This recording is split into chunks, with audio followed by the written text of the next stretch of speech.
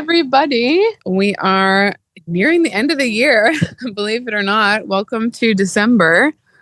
We have a few more sessions this year, and we'll be focusing most of our content, as usual, on preparing for the CATS Hackathon, and support mentorship.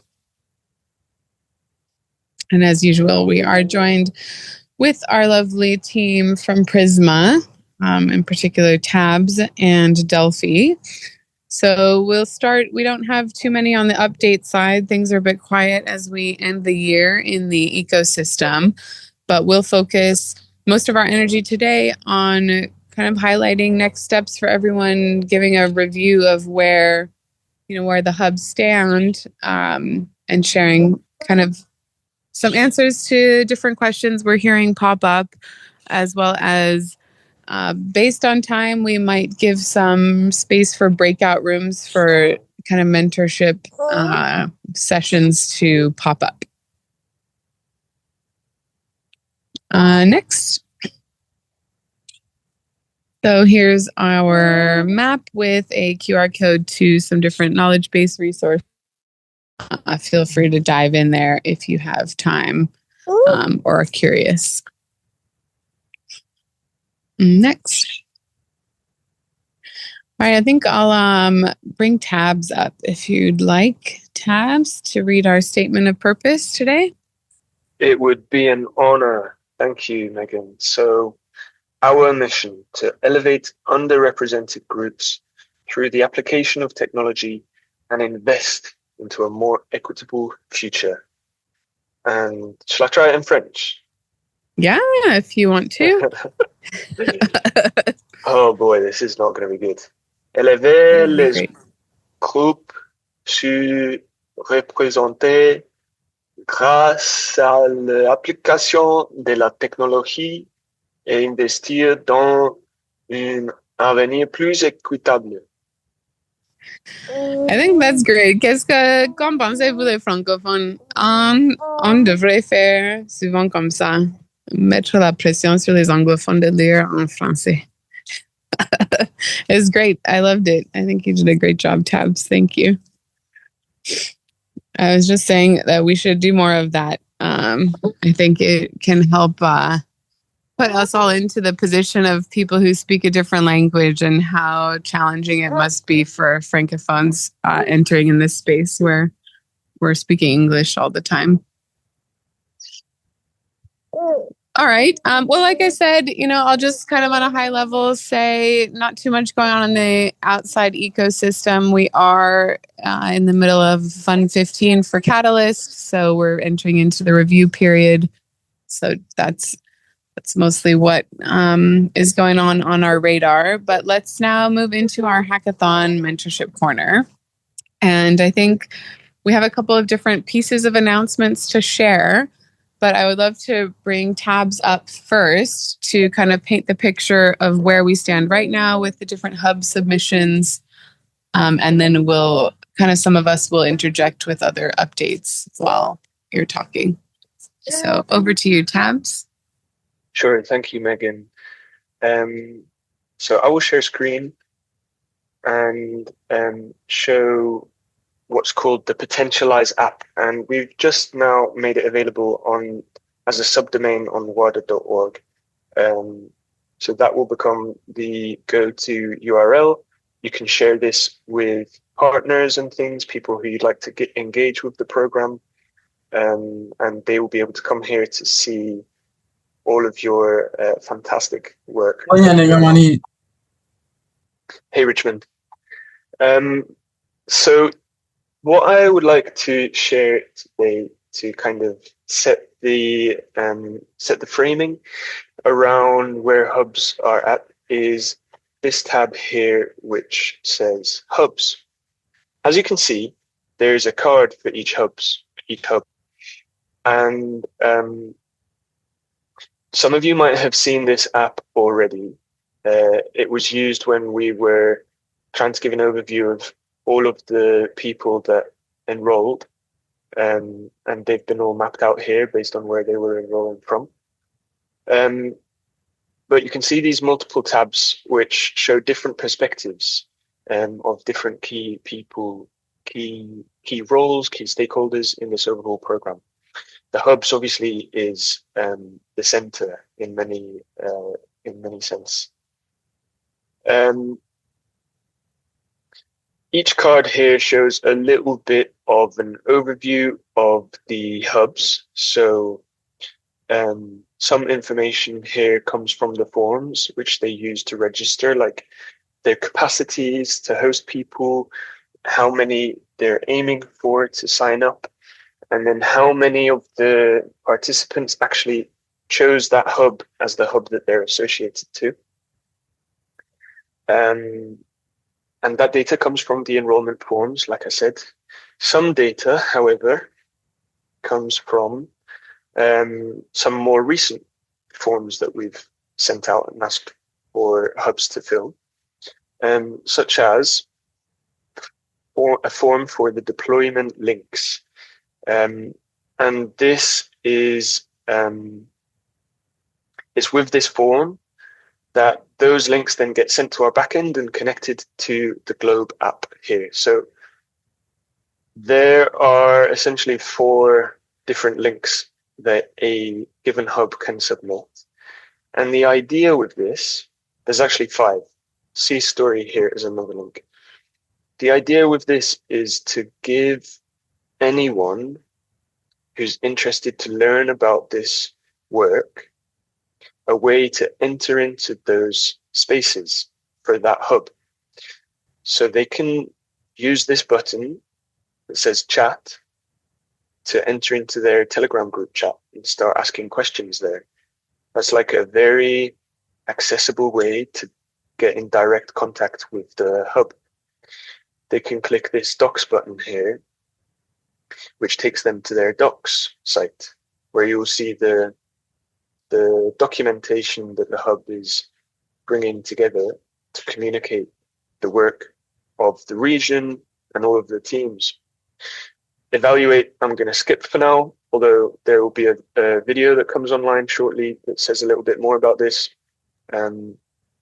Yeah, Tabs. Maybe if I could jump in here. Yeah.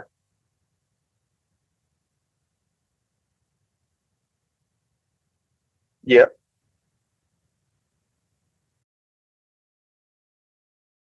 One thing I would like to highlight that is coming up is, this is starting to be kind of your little portfolios, your submissions for the ultimate, kind of final, what you're showing, what you're showcasing. So this is right here, these docs that you're compiling is starting to build your submission. Just wanted to make sure that was kind of explicitly clear. Yeah, love that. Absolutely. Thank you, Megan. That is a very important point. We're trying to take the approach where we're trying to set up ongoing evaluation. So we've had many questions of how do we submit our projects? How do we submit our projects? This is basically it. You send in your docs link, and then by clicking here, we can navigate to the docs and we can learn about the work. So we will send evaluators to this site. They will see these hub cards. They will click the docs and they will enter into your space, your knowledge base, and they will start evaluating. So they'll be like, ooh, big team. Very cool. And so on. Oh, they've got they've done an event recently on Tuesday, the 25th of November. That's cool. And then they will see here and see, wow, okay, this is how they're structuring things at a high level. This is how they're thinking about process. This is the learning material they're making available, and so on and so forth. As well as the docs, there's this meeting link, which they can use to schedule a time with you to get in touch directly and ask questions if they would like. All of this is meant to make it possible for evaluators to build up a relationship with the hubs and with the teams as part of those hubs. And through that relationship, they will be able to evaluate. So that's a big, big shift from what people might expect, which is to submit a project and get a score and be ranked based on the score. This is a much more relational approach. Megan. Yeah, the last part you were mentioning about how to, for people to reach out to the hubs, I'm curious if you could talk about, is this also a place for hubs to reach out to each other? If they, look at what someone else is doing and want to, offer or get feedback or support from how it could help them. Absolutely. Yeah, thank you for that question. You're on top form. I think you know the answer to that. This is definitely meant for hubs to be able to reach out to each other and learn from each other as well. I mean, look, you can find so many ways through this program, and it can take shape in so many ways because it's all about engaging with your local context, which are all different when you're all in different places. So there's so much depth and complexity to find in this work, and there's so much that you can learn from each other as well. So we really encourage you to schedule meetings with each other, and that speaks to this overall theme or the key takeaway from this call, which we wanted to highlight, which is mutual support. As you can see here, these hubs have a nice trim to them, this kind of gold trim, and they have a gold star, and they're at the top of the list. So obviously that makes things, they're kind of spotlighted in that way. And that's because these hubs have submitted their deployment links in a very timely manner. And that's an indication that they've come to terms with a significant amount of the process, and they're now identifiable as being some hubs that it might be a very good idea to get in touch with them, to seek learning from them, seek support. And if you're one of the hubs that are sort of a little bit more unsure about how to engage fully with the program, or you have certain blockers that you're facing, we've made this so that you're supported in being able to find a way to move forwards. We, Prisma and WADA, are at risk of becoming a bottleneck if we're the only place where you can find ways to take steps forwards. And so this hub spotlighting is to address exactly that. So we really encourage you to collaborate with each other and all try and benefit from each one of us being as strong as we can be. And that works in all directions. So just to round off, some other tabs here are for teams. We're going to be very shortly reopening the forms on the participant enrollment page. And that's because we will be starting to accept registrations teams. So currently when you go here, it says this form is closed because we closed the form. But what we're going to do is attach a team registration form there, so that you can officially register your teams. And then that's one way that things will become, your teams will become visible on this board. And the second tab I wanted to highlight, and the last thing I'm going to say, is the partners one, because we're going to be doing a big push now to get more partners, which means potential sponsors joining onto this page. And when they're coming to the same page, they are going to be curious about what this program is really about, and they're going to be clicking around, and they're going to be seeing cards for your teams and for your hubs.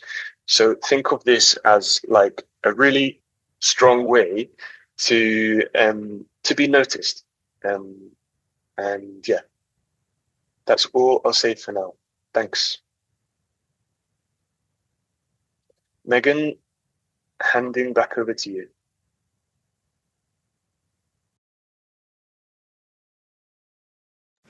Oops, sorry, I lost track of my unmute button. Yeah, I think that's brilliant. So maybe this would be a good time to kind of pause and get any questions from the crowd. Either feel free to type in the chat or raise your hand if there's any questions from this overview.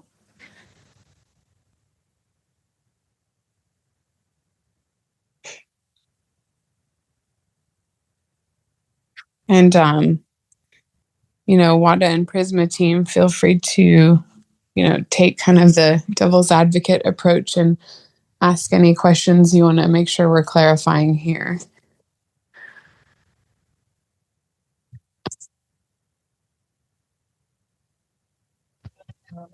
I mean, there's a few more things I can say. I just want to shake things up a bit more. Everything is still going to keep evolving and iterate. This page didn't look this way a few weeks ago. And in a few weeks' time, hopefully it'll have even more extensions. So as I hover over here, you can see this really nice interactivity where more information gets shown. By the way, a subtle detail that went into this is that I didn't make the numbers visible before you hover over them, so they're hidden. And that's because I don't want this to seem like a leaderboard. So you're meant to get curious about the purpose statements for those hubs and then think, yeah, do I want to go further? But imagine then as I hover, it also brings me to the relevant location of where that hub is, which would be much smoother. And it zooms in, and maybe rather than just these blue dots, you see also a dot for the hub itself. Maybe they're connecting in some way. Maybe you see more information on the map. And that could be something that we ask of hubs going forward. What information do you want mapped out? And other things like that. There could be tooltips here to explain what this gold star means. And as you click here to see story, this is going to take you to a dedicated page where the hub can curate keyword. Let me show you something. Curate.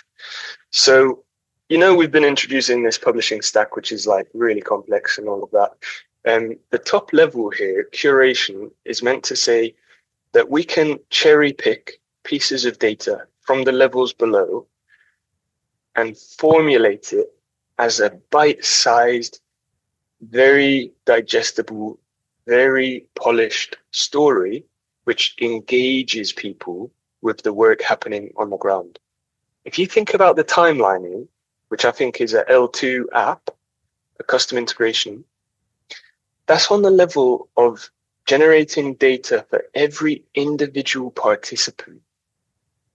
Participants can send a voice note, which contains the tone of their voice, the sounds in their surrounding context, all of that richness of context.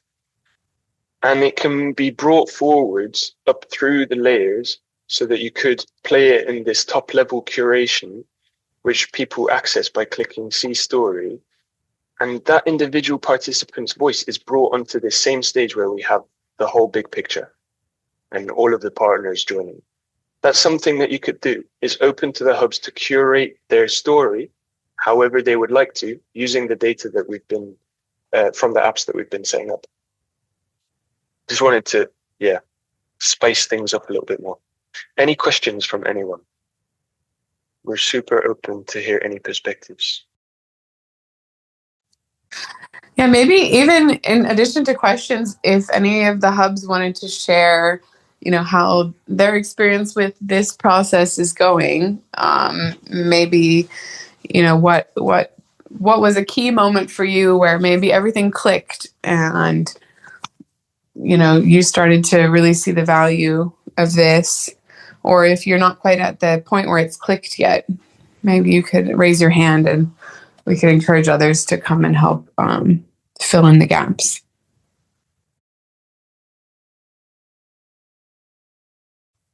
I have a question. Hey, Darlington's here. There we go. Thank you. What were we just looking at? Project Genius. Is that one of the hubs?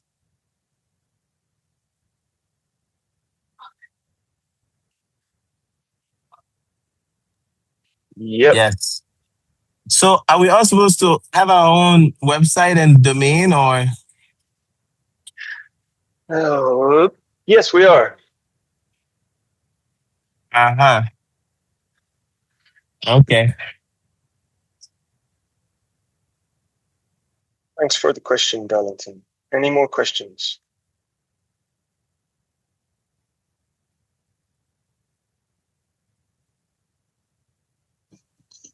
All right, I Um, think I do. I think I do have a question here too. Hey, Henry. Yeah. Prior to the curation, just following up with his own question, with the other guy's question, that's Darlington. Apart from our own website and domain, are we supposed to also have also work alongside with that curation section? I mean, we're supposed to have a website and a curation section side by side together. Yeah, good question. So, the curation can take any form really that you'd like to present as the entry point for people to get like the most bite-sized and most polished introduction to your work. So it could also be a pitch deck, for example.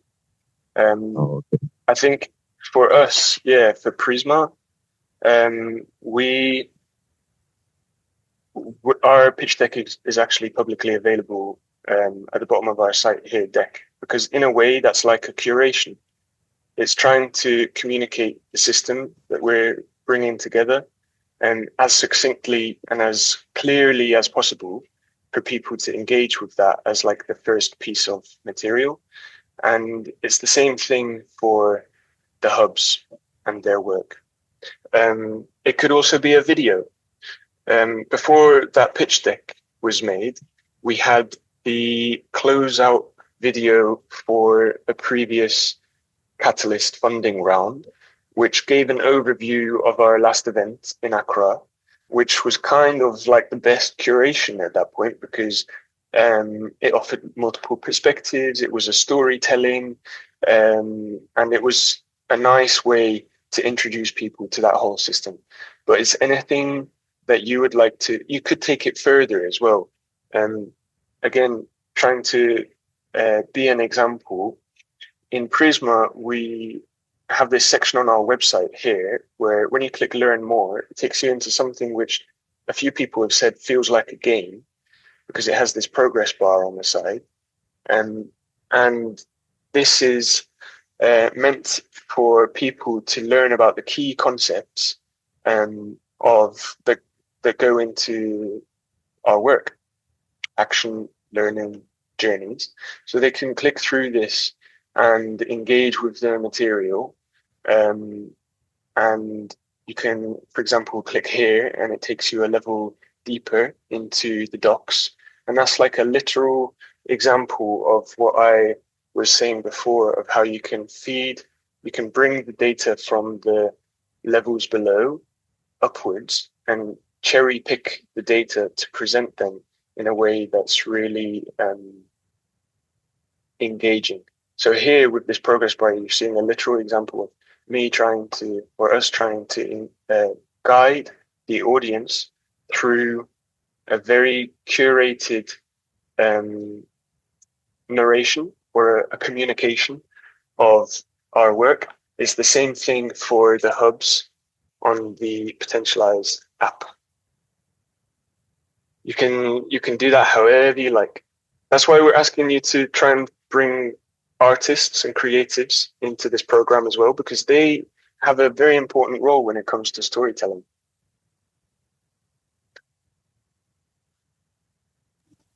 I think I am getting the whole concept now. I mean, I grasp it. Thank you.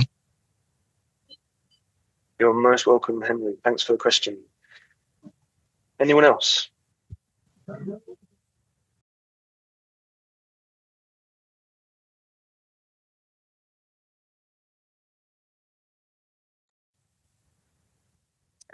Awesome. Well, I think, this is I like these sessions, because it helps to put everything into the big picture. And I hope it's starting to click for more and more people. And that's why we don't have any other hands raised right now.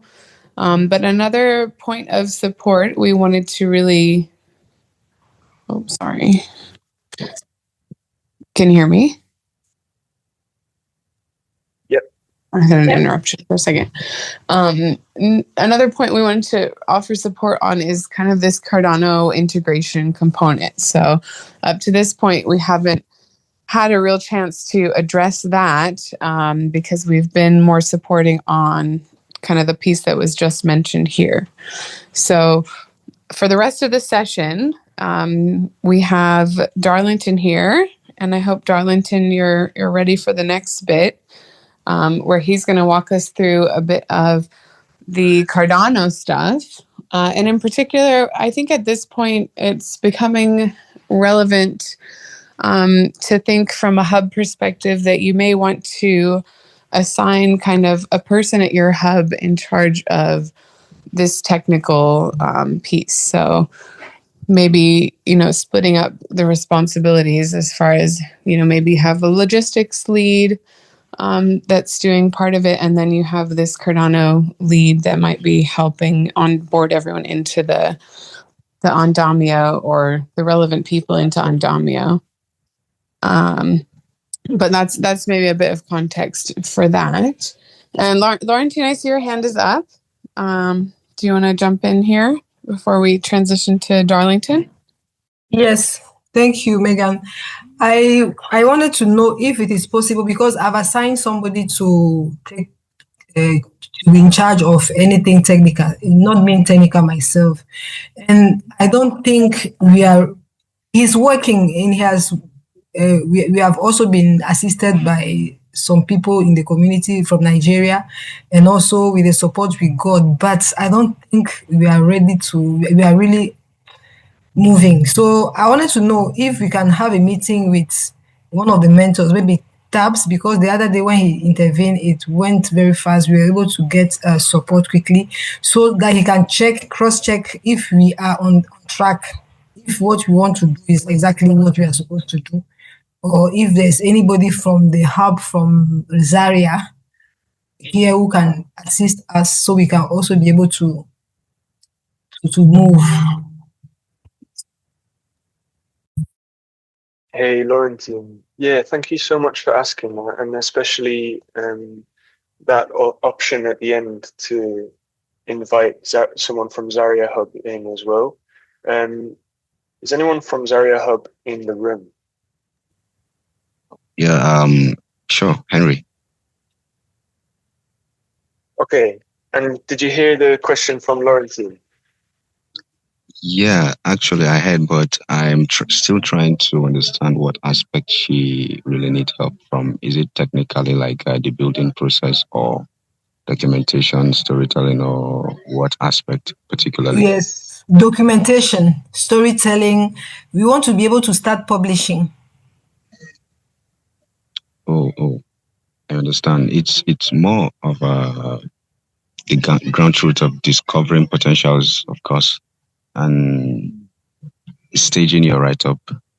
I mean, okay. Before we go any further, just in because we have quite a finite time. I see your hand, Alfred. I'll pass to you in 1 second. I just want to say, in terms of addressing the point itself, we can get into that after the call. But Alfred, if you just want to kind of reflect on that invitation from Laurentine, and if that would be possible, that would be great. Can I jump in and just say I wanted to offer the option to open up a breakout room after going through the Ondamio stuff? Or maybe multiple breakout rooms. But go ahead, Alfred. Yeah, go for it, Alfred. Please confirm once you can hear me.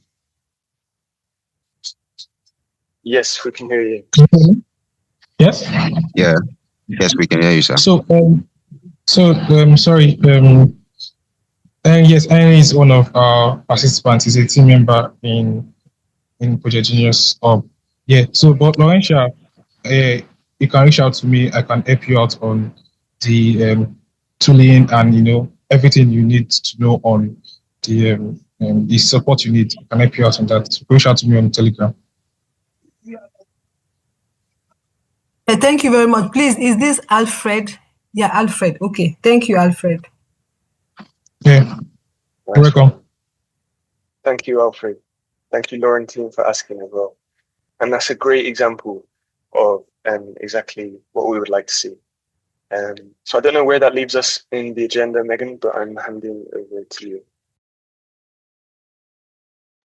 Well, no, and Laurentine, you brought up a good point in terms of, on one hand, Phil's maybe really not ready to get into this, and that's why I'm thinking encouraging hubs to kind of divide and conquer at this point, as far as making sure there's someone that has eye on this, although not maybe every single person needs to. But I do think it's relevant for everyone to at least kind of see as a sort of general intro. So time, you can prioritize in your hub how many people go through this or don't. But now I'd like to invite Darlington up to talk to us a little bit more about the Andamio platform and how people can access that resource towards, the ultimate goal of integrating Cardano into these projects. Thank you very much. I've been told I have a good smile, so I'm gonna turn on my camera so you can see my smile, and then maybe the information will be slightly more trustworthy. Let me share my screen. Let's see. We want to share this screen. Great.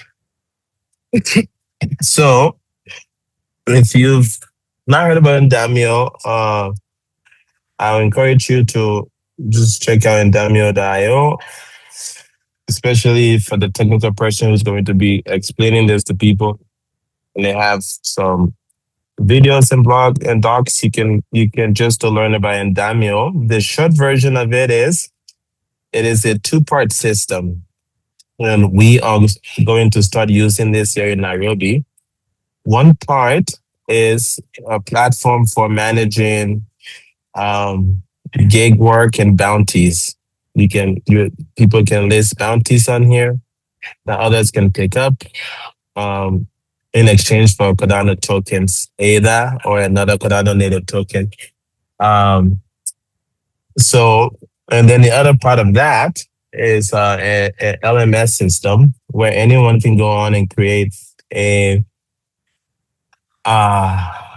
course. And then these two parts come together. When you create a course, typically you have some learning targets of what is expected out of someone who goes through that course, some assignments, and once folks are able to go through the course and do the assignments, they are issued a credentials on chain, because out of the coursework is all on chain. Is hashed on chain. And then once you have the credentials, you can go over to the bounty side of the site. And the bounty side of the site will have work that's available. But for you to be able to pick up those work, you have to have certain credentials. So if you have a credential associated with the course that allows you to pick up work in a certain, for a specific bounty, you're able to do that. And the goal here is to sort of, have some transparency around community-driven bounty type work and those kinds of things, and treasury management, but also sort of remove some of the unfairness and partiality that can come about when bounties is sort of being approved by humans. Now, it's anyone who's done the course material can pick up the bounty. So we've already set up some courses. Now, I just brought up that bounty point just because as hubs, maybe you have a project you're working on or a catalyst proposals that you've been funded to do or build, and you want to include members of your hub. This is a potential platform you can use to facilitate the work and the distribution of payment. For our hackathon, however, and the cats, we're not going to be using that bounty side. We are just going to be using the LMS side for the next couple of months. So we've set up courses. We've set up a single course, but that course has different modules. So I'm logging in right now as a participant. So as a participant, you can go to courses and you can find. We need to get a better picture for this. But building on Cardano in 2026. That's the name of the course. And there's going to be a write-up. I don't have that today, apologies, but there will be a write-up that will go out to other hubs with all of the links.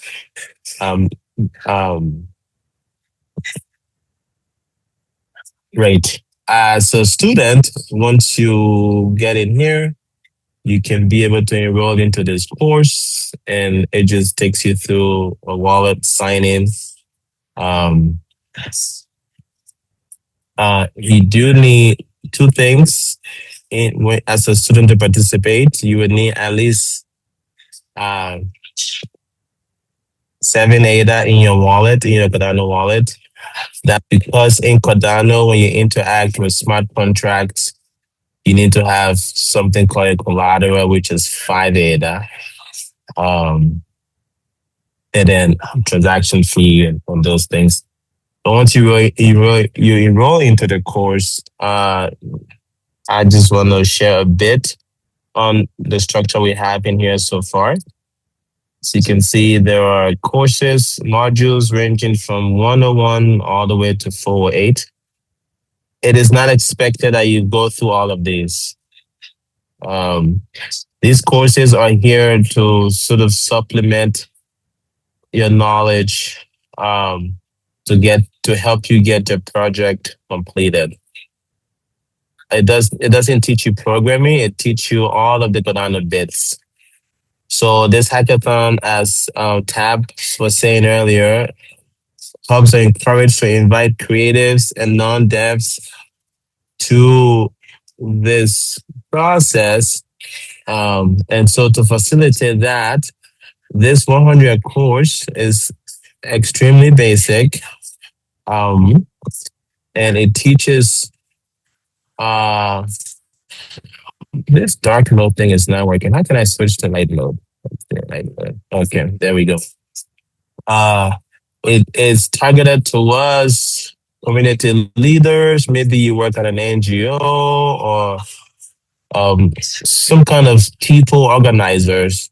And the goal of it is to show you how you can use blockchain to enable accountability, to be able to store treasury, to have a treasury management system without having to trust one person to hold the funds. And then, of course, there's tooling within the Cardano ecosystem to let you do some polling and voting. So this course teaches all of that. So if you're a community leader, at the end of this, you should be able to go and sort of add some transparency and increase trust to your community by adapting some of the tooling in there. And so that's what the 100s is all about. You're going to learn about multi-sig transactions and all types of multi-sig transactions, so some different platforms you can use. The 200 is all about those creatives. So this is targeting artists, musicians, illustrators, photographers, creative professionals, and there's no coding involved. It just teaches you a bit about blockchain, and then it basically go into different platforms within Cardano that you can use to distribute your art, or to sort of aggregate your your fans or your supporters, and be able to interact with them. That's what this course is all about. And then, of course, we've not forgotten about the developers. The developers, we split them into two categories, because I know there's front end, back end, and in between, and people who just know how to write SQL queries, and prompt engineers now. So this course has the 300 levels is for everything blockchain related, all the way up to where you have to write a smart contract. So when you go through the lessons in here, it's going to, for the 300, it's going to show you how to build transaction, how to talk to the blockchain, read the blockchain, follow wallets, those kinds of things. Off chain is looking at front end and back end. It's going to go a little bit into some of the cryptography, and be able to do things with signatures and those kinds of things. But it's not going to touch smart contract, which is needed, right? Cardano, one unique thing about Cardano compared to, say, like Ethereum or any EVM chain, codes do not live on the blockchain. Your code lived on your computer and your servers, and you can use any language to put 80% of the thing you're trying to build. The thing that lives on the blockchain in Cardano is the validation of the transaction that your code creates. So it's just a validator script, which is a very small part of your overall code that you will write. So keep that in mind. So if you can write a lot of things without having to then get into the smart contract bit, because usually smart contract just means you're writing some custom validator script to validate transactions that Cardano does not know about. But if you do get to that point where you need to write custom transactions that cannot be serviced by the normal transaction that Cardano have, combined with the NFT protocol, combined with the metadata system, if you need to do something more advanced, and you need to write a custom validation script to validate those advanced transactions, that's what the 400 courses is for. So we're using a language in Cardano called Aikin. It's a very nice language to get caught up to. It's within the Rust ecosystem. So if you know a little bit of Rust, stuff should make sense to you. And it follows the Elm programming language in types of style and some of the developer experience that you have. So if you've done any Elm, you will also be pleasantly surprised. But it's very easy to learn to write a validation script. And again, remember, the amount of code you have to write for validation is usually not going to be a crazy amount. But that's what this is for. These are the 400. So just to reiterate, you don't have to go through all of them. Just pick the one that makes sense to you. For what it is you're trying to build, for what it is you're trying to do, and then just do those. You can do all of them if you want to. You can do 2, you can do 3. That is all up to you. To use the Endamio platform to even enroll into this course, it didn't ask me because I think I already have an NFT in this wallet. But to be able to use the Endamio platform in general, you're going to need an NFT. The site is not ready today, but there's going to be a place where people can go as a hub lead, whoever is onboarding people, where you'll be able to generate one of these 222, and then whatever username you pick for the platform, one of these NFTs. We're going to set up a portal where people can just go in, put in an address, pick their username, sign with their wallet, And then the NFT would be sent to you, so you don't have to worry about paying for this NFT or the transactions fee that's associated with it, and all of that jazz. So that portal is coming up. It should be up by Tuesday. So sometime mid next week. Look forward to an email like you've been receiving as hub leads with a documentation on all of this, and how you can get started. Um, but if there's anybody, what we've done, maybe we'll take that to the Q&A. But I will pause here. So this is coming within the next week, and or maybe I don't know if we're going to breakout room now or we take questions. But that's what you're looking forward to as far as the Cardano integration going into next week. Yeah, thanks so much, Darlington. So as far as what's happening now, I think we can pause a little bit to see if there's any questions related to what Darlington just shared. But I think for the rest of the time, if there's a desire, for the breakout rooms, I would love to, facilitate that on the call. And essentially, this is kind of in line with what we were just talking about regarding how, each hub's supporting each other.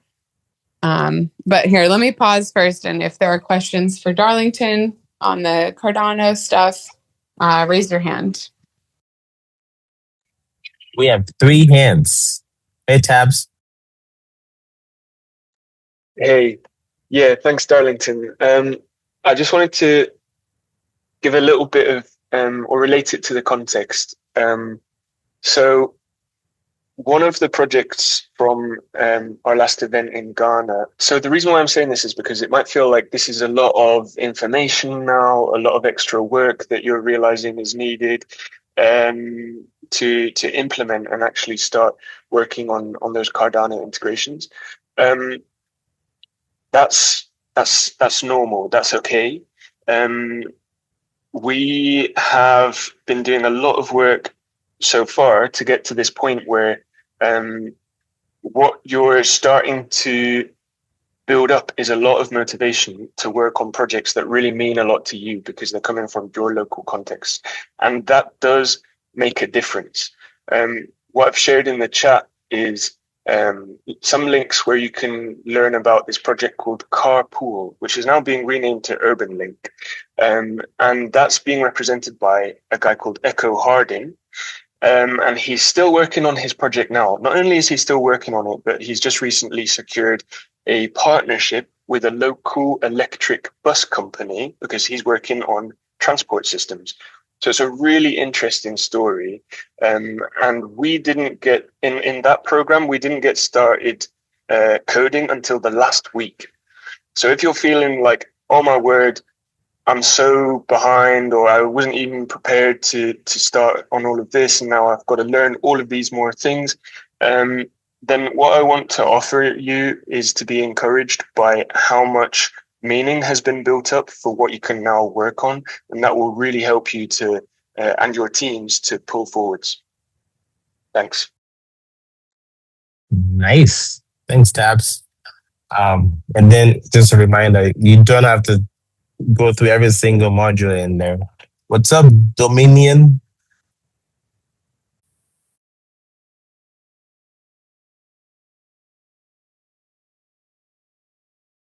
Okay, oh, good evening, Darlington. Hi. Okay, so just a quick question. How much ADA is required to enroll in this course? I didn't quite see your screen. So I think it was like 12 or 14 or something. But we're going to set up a portal so you don't have to pay for those stuff. You're going to be able to go through a Web 2 system and give us your address, and then we will send those ADA to you. It will be helpful if you have at least 5 ADA in your wallet for the collateral that Cardano smart contracts require when you interact with smart contracts. But as far as the NFT, the minting, and all that stuff, you're going to be sent the ADA, the NFT. You won't need the ADA in your wallet. Okay, that's fine. That's fine. Thank you. My pleasure. I think another hand dropped. Maybe the question was already answered.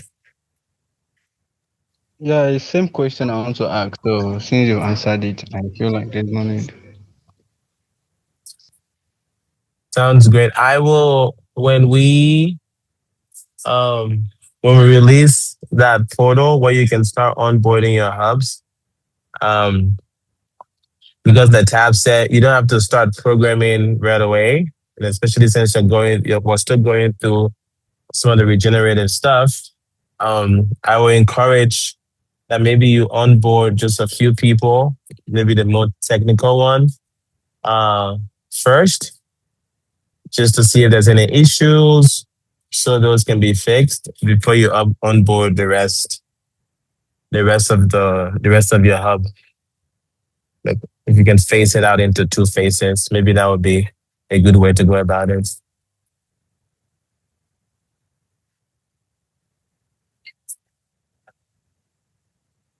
Neat. Back to you, Megan. All right, awesome. Well, I think for the next part, and some people could stay in this room if applicable, but I would love maybe in the chat if you're interested in a specific breakout room, like for example, the Laurentine and Alfred, if you all want us to set up a breakout room for you. I had thought originally we might have a French room, so I'm not sure how you might want to proceed with that. Laurentine, as you have like 2 hats. So yeah, maybe we could open it up to maybe comments in the chat for what breakout rooms are needed.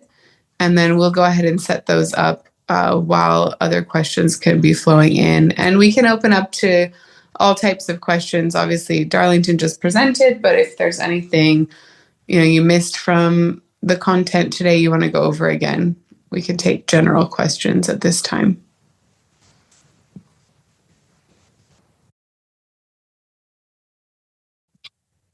And maybe I'll add, if we don't see stuff in the chat, we don't have to have the breakout rooms. It's more of an offer on our part. We have 45 people here, so it's a great opportunity for networking and for side conversations to get started.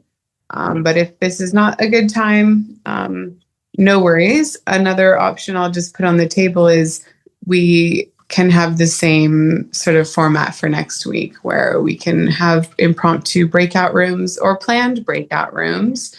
But part of what I was mentioning before Darlington started speaking is that maybe on each hub level, you want to think about starting to split 2 leaders from this, so that when we do have breakout room situation, you can sort of split to make sure your hub is getting all the content. So for example, if there's a need for one person to kind of represent the hub in a breakout room coordinating on the docs, but we also have a parallel room, I'm guessing, to support on the continued Andamio stuff, it might be good for before next week to think within your hub of two leaders for each of those angles, so that your hub gets represented everywhere.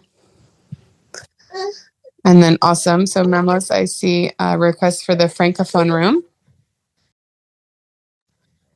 And maybe, is it a Dufla or can someone set up that for us?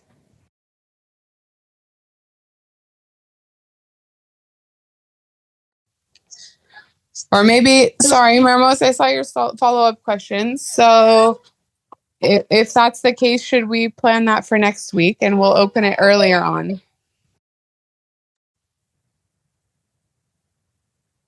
Megan? I don't know.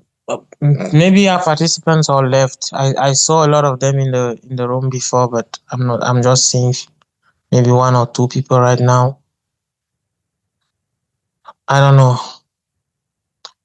c'est juste pour savoir si s'il y a des francophones qui voudraient avoir un espace pour les francophones de se manifester, peut-être en réaction, pour qu'on sache si c'est encore nécessaire. Oui, oui, je suis partante. Ok. All right. So, yes, back on for opening up the breakout room in French. So, could someone open that, please? And then I can hop over there with them and I'll let others lead in this room.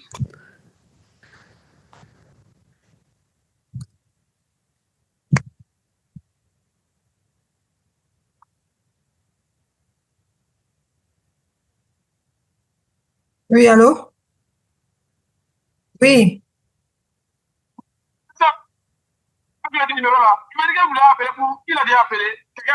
Laurentine, Oui, il faut aller dire. Laurentine, you're not on mute. Thanks. Yeah, I don't know. Is it Dufoy here? If not, Yes, Megan, I have created and opened the room. Oh, perfect. Okay, thank you. So, pour les francophones, allons à côté dans le breakout room, French room, qui vient de s'ouvrir. On peut coordonner là-bas.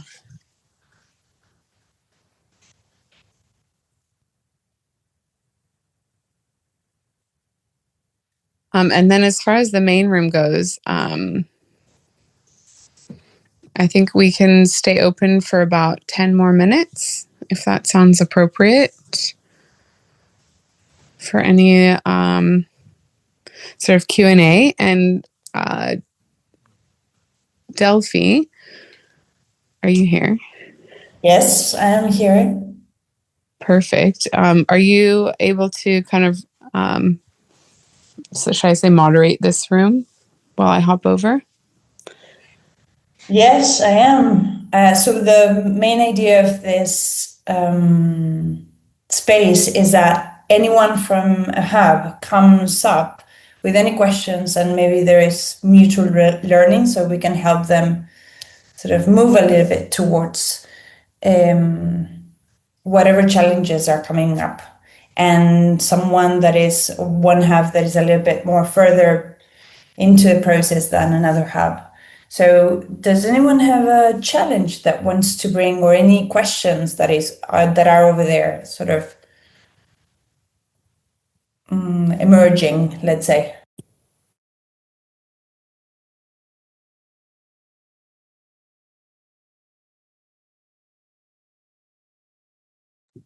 Frederick, do you want to ask a question and maybe be very specific of what you are looking for, so that any of the hubs that are a little bit further, they can sort of speak into that? Okay, I hope I'm audible. Yes, I can hear you. Okay, great. Mine is trying to find out. There's a lot of catching up within our hub. I would like to bring as many participants as possible up to speed. But what we are trying to arrange is an internal boot camp, if you like, just to jumpstart everyone. So we trying to have it next week. I don't know how much support we can get from any of you guys. Are you available to just come in and assist us? We just want to take care of the specific needs of our hubs.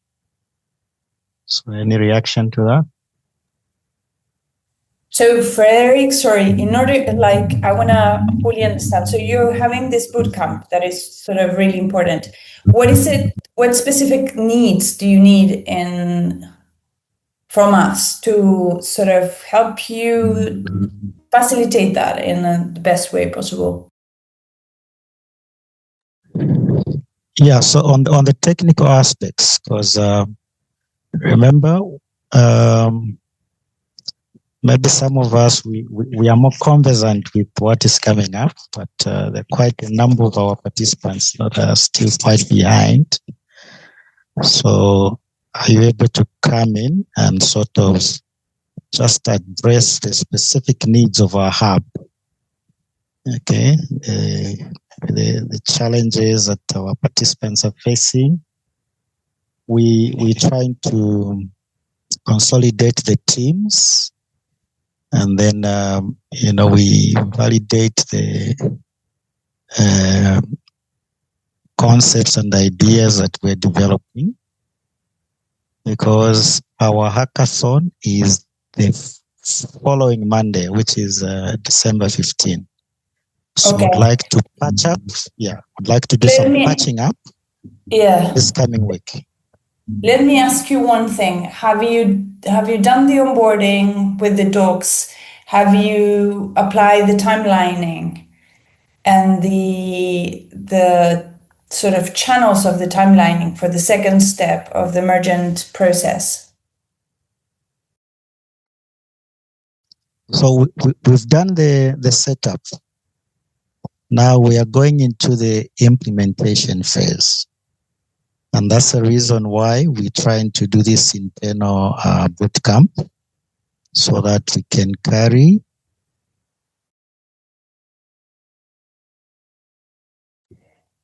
Okay. Okay. So Almost all what it means is participants you're ready, you're set up, but you haven't started writing in the docs, right? Have you? Sorry, Delphina,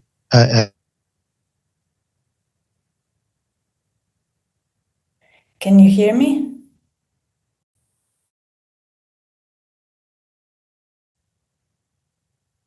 I missed quite a bit of what you said.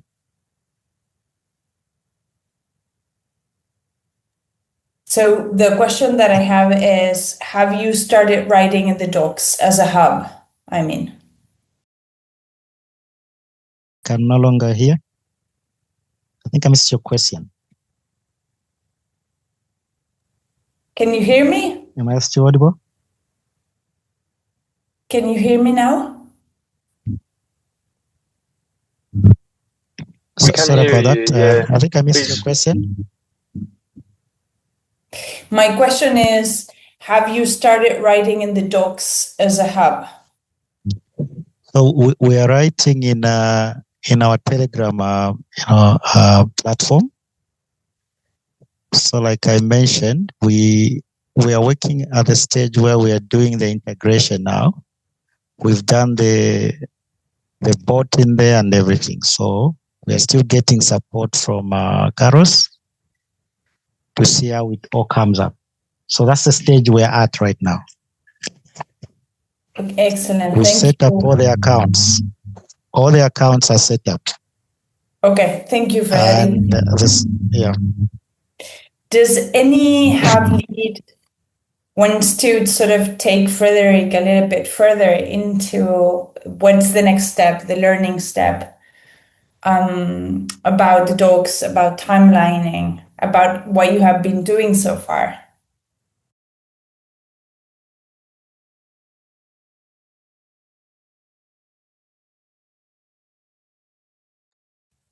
Was that a question for me? No, it was a question for other hubs. Okay, I see. Thank you. Okay. Hello, everyone. Good evening. Good evening. I'm Morgan from Project Genius, and yeah, I think the question was to share what we're doing right now. Yeah. Yes, exactly. We have Frederick's question that he's starting its own process, its own hub process. But Morgan, do you want to bring yours? Do you want to speak into what Frederick said? Maybe you can sort of push him a little bit because you presented last time. Yeah, I did. So what we're doing right now is we're trying to have, or we've been having one-on-one mentorship calls with our teams. And I think it's a really fantastic way to really get to know what the teams are facing where they currently are, what misconceptions they might be having, and what they are doing. It's a beautiful way of aligning the teams to the principles, and yeah, so that's what we are doing currently. It's a bit stressful though, but trust me, it's worth it. It's a lot better than a general call, because on general calls people might be shy to turn on their mics and speak, but on the one-on-one sessions they really get to open up to you and really share their processes, share what they've been doing, and there are challenges and struggles too, and it makes it really easy for you as a hub lead to address the problems when they arise. So that's what we've been doing. We're also trying to document that, to post it on YouTube and have a link where we could send to other people to rewatch if they have any issues. And then we had a fiscal session, I think yesterday or the day before, where we gathered some team members and we spoke to them about ground sensing, and really spoke to them about processes, how to go about them. So yeah, that's what we've been doing. And I think that's what we've been doing. So we are trying to guide each team, individual teams, through the processes and walk them all the way to, through the entire phase, to when they've really fine-tuned their ideas before they start building. Wow, that sounds great. Thank you. Morgan, can I ask you a question? Maybe I can move forward a little bit what Frederick was needing. What was how did you take that first step to onboard other participants into the docs, into the timelining at the very beginning? Can you speak a little bit about that? Okay, so about the docs, what we did was we didn't really onboard them into the docs. We onboarded them into the timelining. So we tried to do the docs for them. So we told them to, don't worry about it. When you are, just focus on the principles, make sure you understand the principles and document, as you are, exploring and observing. And as you document, you send to us, and we'll be the ones to handle the docs on our end. So we abstracted the path for the docs. And then for the timelining, we had an initial call, a general call, where we explained the processes. Some understood, some didn't. Then I think I made a video about it and I posted to the groups. I realized that even after making the videos, some people would watch it, some would not watch it. Then we went to one-on-one mentorship with the teams, where I had a call and I made sure everyone moved to Telegram before really explaining the principles, the regenerative development principles. And I used the Telegram and the timelining bots to really explain the principles step by step, alongside the learning acts presentation I found on the Prisma website when you go to enrollment. So I think there's a slide there, I think about 13 slides. So that's how we approached timelining and the documentation from the teams, with the teams. Thank you, Morgan. I put let me see if I put it in yes, I think so. No, here, I'm going to put it here. So this link will help you out with the onboarding process, Frederick, and take you a little bit further. But have you heard what Morgan said? Because that's really important. In order to onboard other people, especially other participants, you need to engage a lot with the content that has been made. And I'm sure that I've seen you in this course on Thursday, and there's a lot of links where you can see the enrollment calls, when you can see the Propagate app and how it works and so on. So maybe I'm wondering if you have done all of that, maybe then you can ask in the Telegram chat, like any hub lead or any sort of facilitator of teams, if they can if you can have one-to-one and have a conversation with them to see how you can sort of engage your participants for the next hackathon that is coming your way. Does it make sense? Yeah, and Morgan did a wonderful video in Telegram that really sort of speaks into how to use it. especially I've appreciated the one-on-one kind of approach. I think that is something worth giving it a shot. Otherwise, thanks for that feedback. Also, since this is like a breakout session, if there's anyone here who has a problem or who has challenges and they'd like to share, maybe questions to ask to get some feedback or some answers, please feel free to ask, and I'll try my best to answer. If I can't, reach out to Delphi's on the call. I think Tap's on the call too. But yeah, I think we should also share challenges. I believe I've talked a bit about our processes and what we've done. So yeah, anyone who has anything to ask or to, suggest, add, please feel free. Thank you, Morgan. You're the best. I think it's almost time. Megan, you're here, right? Yes. You said 10 minutes more. How is the other breakout room coming?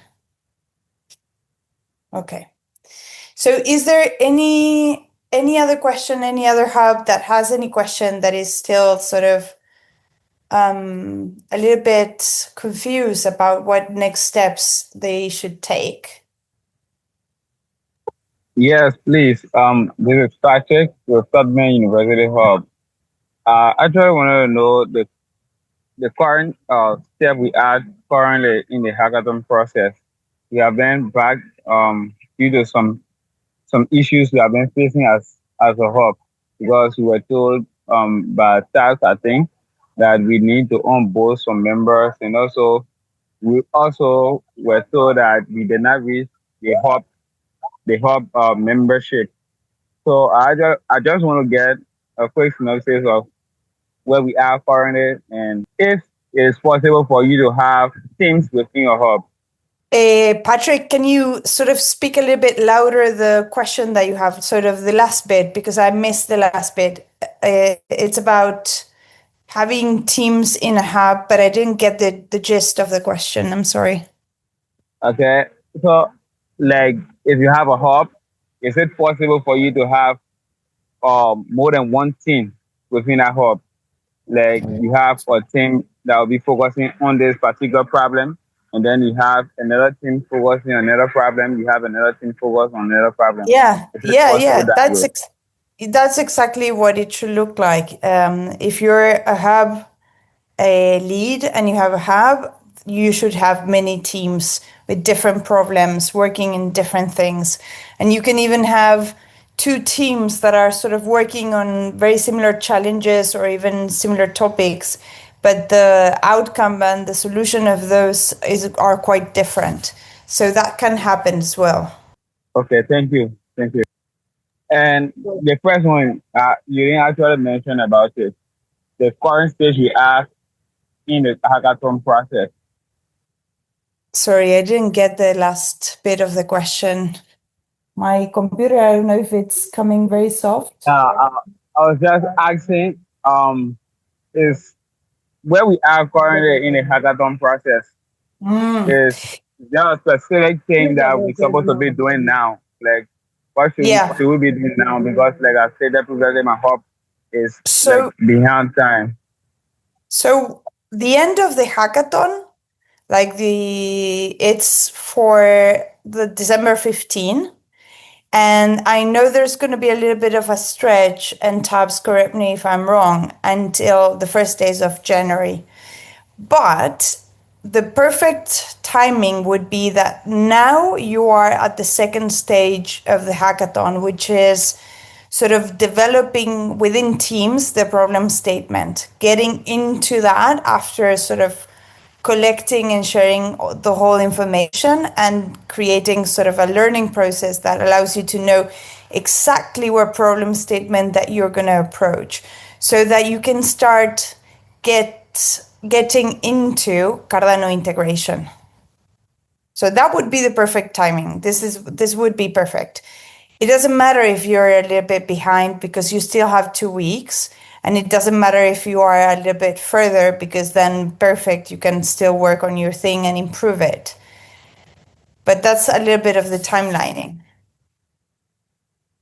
Okay, thank you. Thank you very much. Okay, excellent. Okay, I'm seeing it's 20 past the hour. So I just want to remind everyone that we have for communication the Telegram chat of Hub Leads. We have the meetings on the sort of on the Prisma docs and on the Wada docs.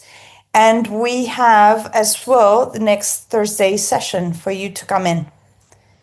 So any of those channels you can use to get in touch with us, and hopefully sort of go through any tensions and any challenges that you're going through right now. And if you can sort of exchange between you two, which I'm seeing it's happening in the chat, sort of create this aspect of mutual learning and understanding and going through all the process, that would be wonderful. I don't know if Tabs, Megan, Sam, do you want to add anything? Or should we just start closing? Not much more to add from my side. Just I'll give an overall reflection that a theme that we've been trying to bring forwards in this call is that of mutual support. And there's also a video that will be uploaded straight after this call, which speaks to this theme. And you can find that in the docs as well. But yeah, thank you, everyone. I think this is a really important stage of the program that we're at. And this is where things really start to get real. Thank you very much, everyone.